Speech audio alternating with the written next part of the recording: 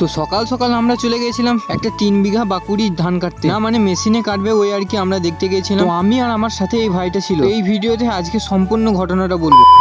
তো হ্যালো বন্ধুরা, কেমন আছো তোমরা? আশা করি সকলেই ভালো আছো। আবারও চলে এলাম আজকে একটা ছোট্ট মিনি ব্লগ নিয়ে। বেসিক্যালি আজকে যাচ্ছিলাম আমরা মাঠে, আর আমার সাথেও কিন্তু আমার একটা ভাই ছিল। মাঠের আল দিয়ে আস্তে আস্তে আমাদের হঠাৎ নজরে এলো সর্ষের ভুঁইয়ের দিকে। গাছগুলো বেশ বড় বড়ই হয়ে গেছে, ঠিক পাশের জমিটাতেই ধান কেটে ধান মেঝেই পড়ে রয়েছে। তো আপাতত আমরা কিন্তু মেশিনের দিকে এগিয়ে যাচ্ছি। সাইডে একটা জমিতে বীজ পাতবে বলে কিন্তু মাঠে জল ভর্তি করে রেখেছে। আমার ভাইটা এমন কাস্তেটাকে মাথায় নিয়ে যাচ্ছে যেন কাউকে মার্ডার করবে। আর অন্যদিকে আমাকে দেখো, আমি মাঠে যাচ্ছি না বিয়ে বাড়ি যাচ্ছি আমি নিজেই বুঝতে পারছি না। আজ কতদিন পর মাঠে এলাম আমার নিজেরই মনে নেই। মাঠে কোনটা আমাদের জমি আমি তো ঠিক জানিই না। আজকে মাঠে যাওয়ার একটাই কারণ, ভাইদের জমিতে ধান কাটছে, সেটা আমরা দেখতে যাচ্ছি বলা ভুল। সাইডে যে ধানগুলো পড়ে থাকে সেই ধানগুলোকেও আমরা কাস্তে করে কেটে দেবো। আর কিছুটা দূর আসার পর দেখতে পেলাম মাছটা কিন্তু অলরেডি ধান কাটছে। যে জমিটায় ধান কাটছে ওই জমিটার ধান কাটা হয়ে গেলেই কিন্তু ভাইয়ের জমিতে ধান কাটতে লেগে যাবে। তারপর আমরা দেখতে দেখতে চলে এলাম ওই মেশিনটার কাছে। অন্যদিকে কিন্তু ট্রাকও রেডি, জাস্ট ধান কাটা হয়ে গেলেই ট্রাক্টর নিয়ে ধান বাড়িতে চলে যাবে। এখন কিন্তু ঘড়ির কাঁটায় 12টা বাজে, আর এত রোদের তেজ যে সূর্যের দিকে তাকাতে পারা যাচ্ছে না। ওইদিকে ভাইটাকে দেখো কেমন আসলে গল্প লাগিয়েছে। ভাইটা বড়ই চাপে পড়ে কিন্তু আজকে মাঠে এসেছে। চাষবাসে কিন্তু আমরা দুজনাই খুবই আনাড়ে, আমরা কিছুই বুঝতে পারি না কোনটা কি। কিন্তু ভয়ে ভয়ে আমাকে কিন্তু মাঠে নিয়ে এসেছে। যদি কোনো কাজের চাপ পড়ে ও আমাকে দিয়ে কাজটা করিয়ে নেবে সেই হিসেবেও আমাকে নিয়ে এসেছে। তো আজকে কিন্তু আমরা দুই আনাড়েতেই কি করি দেখা। কিছুক্ষণ পর ভাইদের ধান কাটার জন্য মেশিনটা নেমে পড়লো মাঠে। জমিটা কিন্তু অনেকটাই বড়, অনেকটাই সময় লাগবে। মেশিনটা যখন অন্য ভুঁয়ে যায় তখন কিন্তু আল টপকাতে মেশিনটার খুবই সমস্যা হয়। পুরো মাথাটা সোজা হয়ে গেছে মেশিনটা। আলটার কিন্তু খুব একটা হাইট ছিল না, তাতেই কিন্তু মেশিনটা অনেকটা উঠে গেল। তারপর ড্রাইভার দাদা টাইম দেখে এবার ধান কাটতে লেগে গেল। অন্যদিকে ভাই যে সাইডের ধানগুলো কাটা হয়নি